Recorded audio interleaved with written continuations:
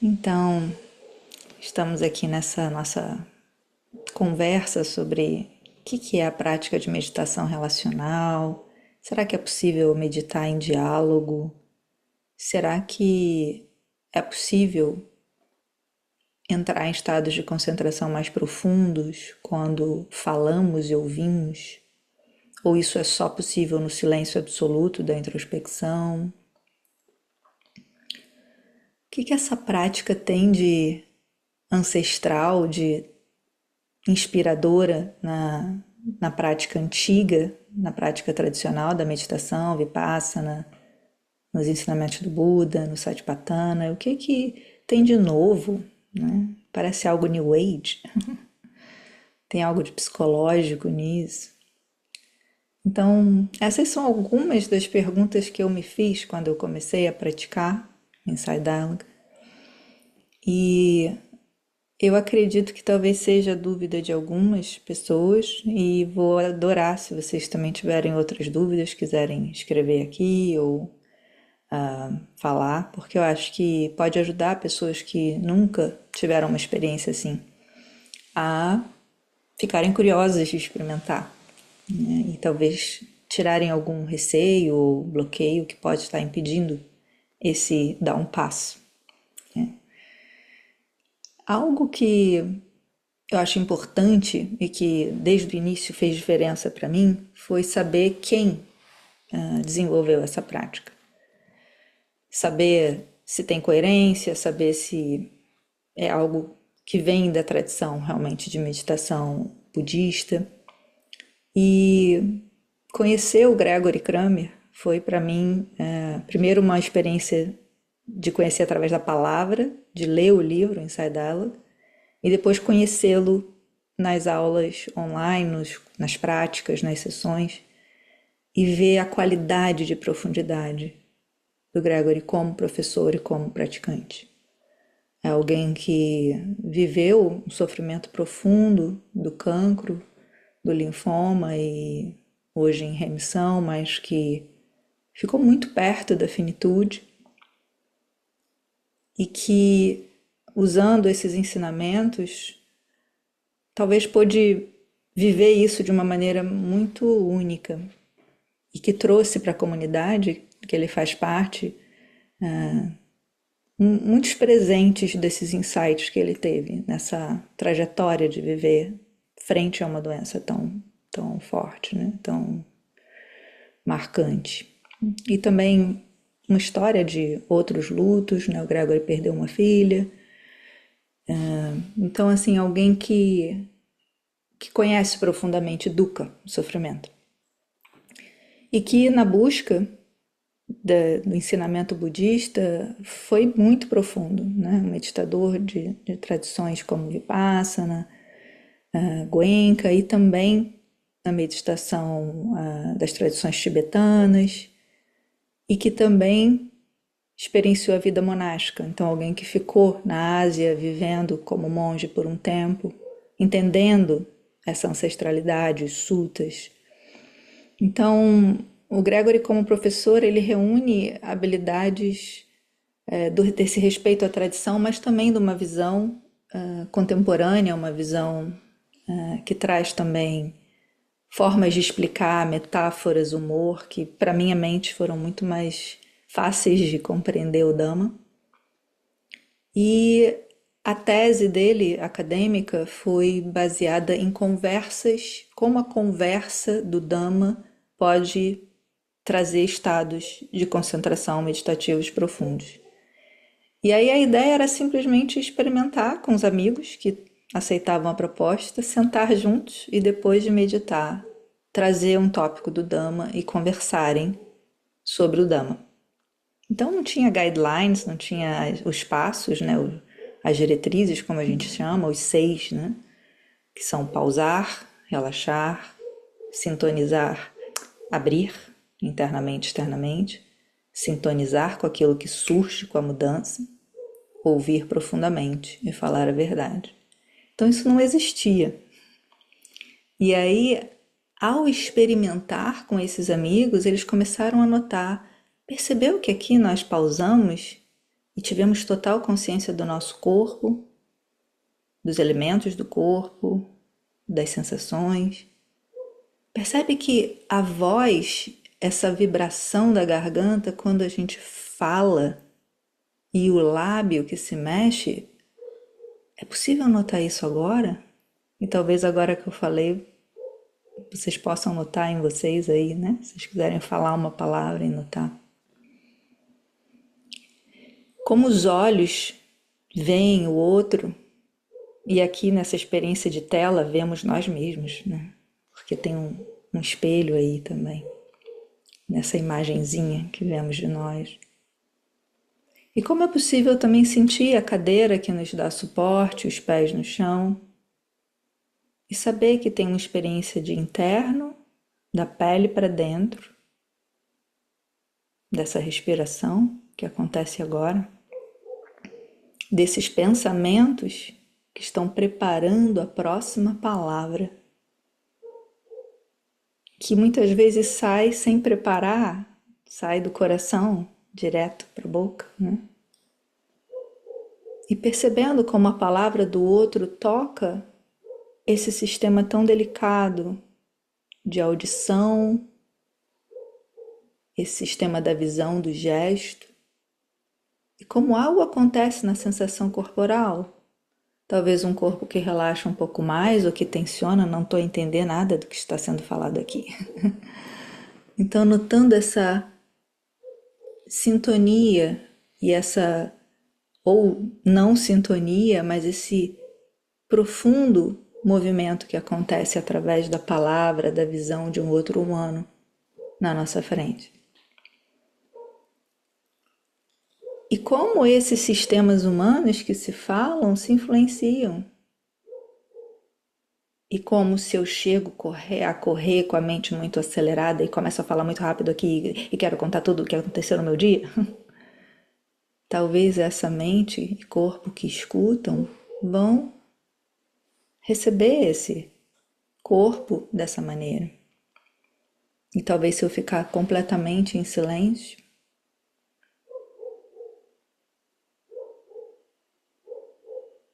e o cachorro que late, vai gerar outra experiência.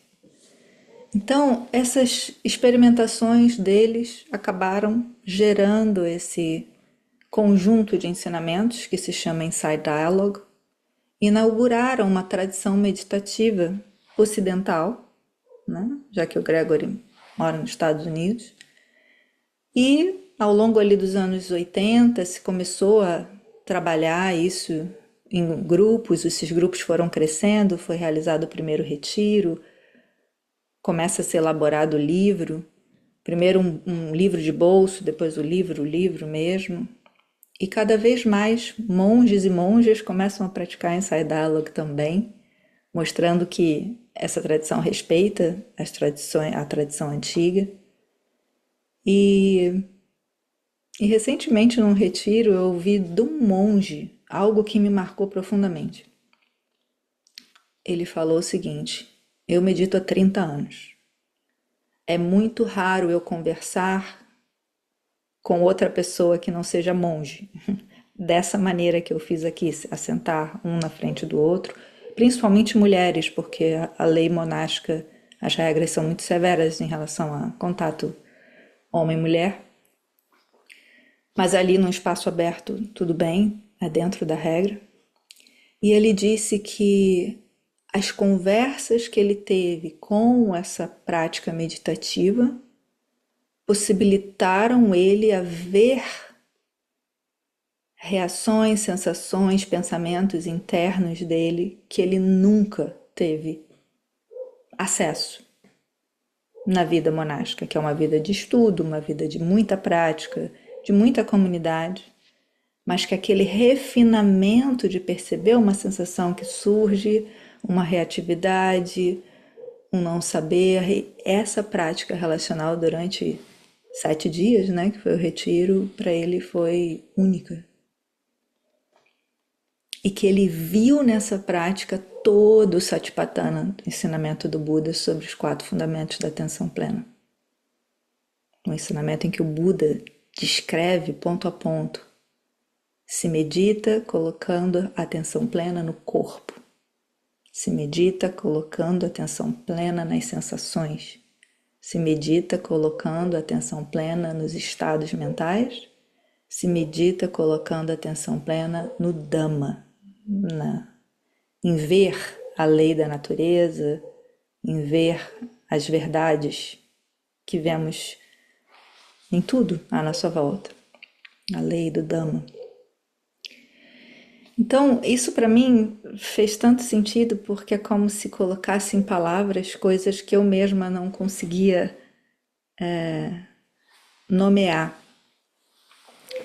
E a beleza do Inside Dialogue talvez seja um pouco essa, de permitir que tudo isso que entra na frente da nossa relação com o outro e conosco mesmos possa suspender um bocadinho e uma presença mais aberta, curiosa, não controladora, disponível, possa ficar ali, sem tanto medo e sem tanta necessidade de gratificação, né? É o que está sempre a operar aqui na mente, a raiva, desejo, a ignorância de achar que se eu fizer assim, eu vou receber assim, né? Perceber também os nossos hábitos mentais, né? Nossas formações mentais ali, nossas marcas do passado também, né? Então, é uma prática que permite ver muita coisa, mas para a gente ver muita coisa é preciso ter apoio, né? Ter contornos, ter conceitos que ajudam a compreender, e um outro que vê, que olha, que fala, que permite esse humano que é desafiador também, né? Então, enfim, é um pouco do que é o Inside Dialogue. Geralmente nós sentamos em dupla, ou em trio, ou em quatro, e nós pausamos um pouco em silêncio, e provavelmente alguém vai oferecer uma contemplação, um professor, um facilitador vai sugerir um tema, e cada um vai ter 4, 5, 6, 7 minutos para contemplar esse tema, que pode ser ligado a qualquer ensinamento do Buda, por exemplo, contemplar a generosidade, contemplar o medo da morte, contemplar um momento em que você sentiu segurança, né? Pode ser contemplar a impermanência, aonde você nota a impermanência aqui, agora, ou na tua vida, em algum aspecto da tua vida a impermanência está mais forte. E aí, como que nós vamos contemplar, vai ser sugerido por esse facilitador ou professor de usar um desses passos. Podemos usar o pausar, então, enquanto falamos, damos pausas, sentimos, ouvimos. E podemos oferecer para o nosso co-meditador, enquanto eu falo, eu noto algo aqui no peito, noto as mãos frias. A tua presença me traz de volta quando eu me distraio, eu volto, né? Ou pode ser que o facilitador sugira um dos outros passos. E aí, conhecer esses passos também é um caminho. A gente pode ter retiros para fazer os 6 passos, pode ter workshops, como faremos na segunda-feira, para conhecer alguns dos passos, né? Vamos conhecer os 3 primeiros, vamos praticá-los. E podemos fazer práticas em grupo, em grupos de partilha, onde nos encontramos toda semana. Enfim, então esse é um pequeno, né, gostinho do que é o Inside Dialogue. E ele vai trabalhar sempre 3 dimensões. A dimensão da sabedoria, ele tem um objetivo de trabalhar a sabedoria em nós, né? Essa sabedoria antiga do Buda, mas também a sabedoria em cada um de nós, a capacidade de clareza, de lucidez, de liberação, de ver as coisas de uma maneira mais livre, com menos obstáculos. Ela vai ter também um componente meditativo, né? Nesses 3, esse componente do meio, meditar, concentrar, a pausa, a atenção plena, ela está ali como um elemento importante para criar esse estado de presença que sustenta o impacto de qualquer bolinha de sabão que surge na mente, nas emoções, né? Um espaço aberto, generoso, mas que às vezes pode estar mais disperso, às vezes mais concentrado, mas o outro me ajuda a voltar. O objeto de concentração é aqui dentro e também nesse outro. E o terceiro aspecto, que é a relacionalidade, o relacional, a nossa capacidade de estar com outro ser humano, ou outros, se forem mais do que um. E essa capacidade, eu não sei se vocês notam, mas é tão desafiadora, né? Em um mundo que cada vez mais nos coloca diante de milhares de pessoas a um clique, uma tela, escreves algo, 1000 pessoas podem ler aquilo. Tens uma foto, 1 milhão de pessoas podem ver a sua foto. Mas o quão distantes estamos de uma possibilidade de realmente sermos vistos e ouvidos e ver e ouvir profundamente. Quando a nossa mente está tão cheia de coisas e tarefas a correr no mundo que exige tanto e que dispara tantos alertas ao mesmo tempo, né? Então essa capacidade relacional é quase como se ela ganha um presente, né? Ela ganha uma oportunidade de ser vivenciada num lugar seguro, com condições, com acordos, em que 2, 3 ou 4 humanos, ou vários humanos, né, quando estamos num grupo grande, vão relacionar-se, compreendendo profundamente que relacionar não foi fácil nas nossas vidas, dependendo da nossa família, dos nossos traumas, das nossas vivências. Mas na minha vivência eu posso dizer que essa prática me ajudou muito a poder estar na presença de outros seres humanos sem me sentir completamente fragmentada ou diminuída ou faminta por atenção, admiração, agradar, né? Então, a prática não é para curas de questões psicológicas, emocionais, mas com o desenvolvimento da sabedoria e da concentração e esse relacional, provavelmente muita coisa pode ser desenvolvida. Pelo menos é a experiência de muita gente que eu ouço. Então eu vou encerrando aqui essas breves palavras com um desejo genuíno e que dá aqui um calorzinho no coração de que mais pessoas possam experimentar aqui nessa terra, em Portugal, com a nossa língua portuguesa, com os sotaques todos dessa língua, e que esse espaço especial que é o Ser Amor possa receber pessoas que realmente queiram sentir o sabor disso. Então eu vou pausar aqui um bocadinho a nossa gravação e vamos conversar aqui entre nós.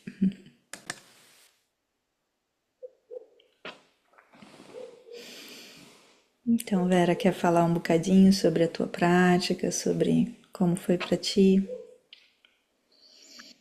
Sim, eu já medito há alguns anos, Vipassana, e assim que vi a publicidade do Insight Dialogue, foi como milhentas células assim a explodirem no meu cérebro de interesse, de pura curiosidade, porque foi assim evidente logo de repente que se a meditação impactou na minha vida como impactou, então juntar-lhe o condimento de o fazer em relação em que sabemos que os desafios, mas também as aprendizagens duplicam ou mais do que duplicam, foi algo que não me fez hesitar em experimentar. E quando experimentei, o bocadinho que eu experimentei, mas que sem dúvida deixou aqui a semente da curiosidade, e da vontade de experimentar na prática, deixa-me muito contente por ter descoberto esta oportunidade. Ainda por cima num mundo como hoje e na minha profissão, mas também num mundo como hoje, principalmente, em que as emoções, o comportamento e principalmente as relações estão tão conturbadas, só para simplificar a expressão, e aceleradas. E se a meditação já me dá uma noção, uma brechazinha do quanto a pausa, o desacelerar traz, então essa pausa, esse desacelerar e essa presença em relação, facilmente, pela experiência do bocadinho também que teve, juntou muitas qualidades que para mim dão valor à vida, à própria vida, ao próprio passagem por este momento em que estamos. Então é assim uma felicidade imensa, Fabiana, mesmo. E quer haja uma, quer haja 100, que nunca haviam, mas estou a dizer assim, porque é o facto mesmo de se abrir este espaço e esta possibilidade. Portanto, gratidão imensa pelo tempo que dedicas a isto e pela expressão de tamanha vontade de continuar aqui a trabalhar nestas contemplações e nestes diálogos de relação. Muito obrigada, Vera.